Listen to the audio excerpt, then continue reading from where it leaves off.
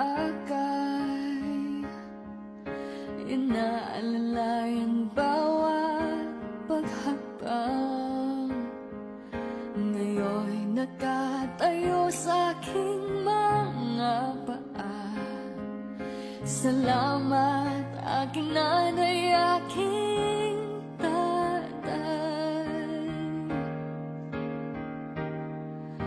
Wala akong sapat na salita, walang katumbas inyong pag-aruga.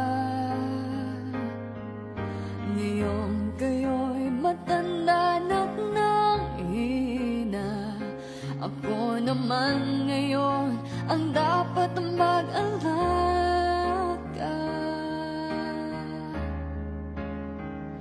Kayo ba'y aalalayan at aka'y hindi?